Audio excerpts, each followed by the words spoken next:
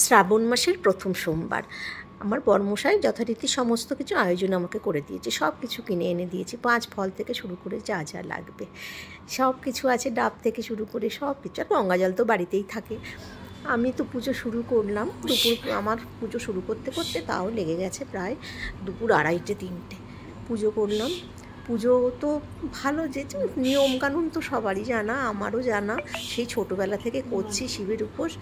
যে আমি যেটুকু জানি সেইভাবে করেছি। এই গঙ্গা জল, দুধ, তারপরে ঘি, মধু, দই, তারপরে সিদ্ধি সমস্ত কিছু মিশিয়ে নিয়ে আমি মানে বাবার মাথায় যে জল ঢালবো সেইটার ব্যবস্থা করেছি। তারপরে বাবার মাথায় জল ঢেলে বেলপাতা দিলাম, তো 5 ফল বাবার মাথায় ঠেকালাম। এগুলো তো সবারই জানা, আমিও করেছি এইভাবেই। ঘরের পুজো, আমি বাইরে যাই না, আমার ঘরেই শিব ঠাকুর কথা আছে, এভাবে করলাম। দেখছেনই তো আমি 5 ফল দিচ্ছি, এইভাবে সুন্দর করে পুজো করেছি। আমার মনের শান্তি হয়েছে। সত্যি কথা বলতে কি, নিজের ঘরে পুজো করলে পিছনে কেউ তাড়া দেওয়ার থাকে না, যে লাইন আছে আমার তাড়াতাড়ি সারতে হবে, আমি মনের মতো আস্তে ধীরে পুজো করতে পারি। আমরা কিন্তু বাবাকে পৈতেও করিয়েছি, বাবাকে পৈতে দিতে হয়, বাতাসা পৈতে ছাড়া বাবার পুজো হয় না। এখানে ধূপকাঠি দিয়ে আরতি করছি, মোমবাতি দিয়ে আরতি করছি, এগুলো দিয়ে আরতি করলাম। মন ভরে পুজো করা যাকে বলে। আর আতপ চাল প্রথম সোমবারে বাবার মাথায় অবশ্যই আতপ চাল দিতে হয়, এটা নিয়ম আছে। শ্রাবণ মাসে সোমবার করলে প্রথম সোমবারে বাবার মাথায় আতপ চাল দিতে হয়, তারপরে দ্বিতীয় সোমবারে আর কিছু দিতে হয়, এই রকম আর কি। এবার আবার জল দিলাম আমি বাবার মাথায়। এবার বাতাসা ছাড়া তো বাবার পুজো হয়ই না। হ্যাঁ, বাবাকে বাতাসা তো আর চড়াতেই হয়, বেলপাতা, বাতাসা এগুলো বাবার পুজোয় লাগে।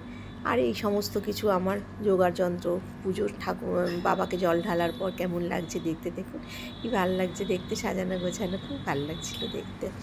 এইভাবে পুজো সারলাম। আর সারা মানে কি, আমার পুজো সারতে সারতে তাও 3টে 3:30 বেজে গেছে। আর এই যে আরতি করছি,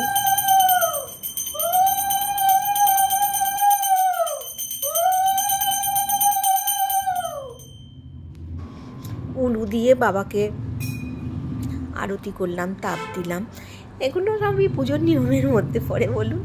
আমার মেয়ে ওখানে বসেছিল, মেয়েকেও তাপ দিয়ে দিলাম মাথায়। এখানে পানি শঙ্খ দিয়ে, হ্যাঁ অনেকে জলশঙ্খ বলে, আমাদের পানি শঙ্খ বলে, পানি শঙ্খ দিয়েও ঠাকুরকে আরতি করতে হয়, পানি শঙ্খ দিয়ে আরতি করলাম।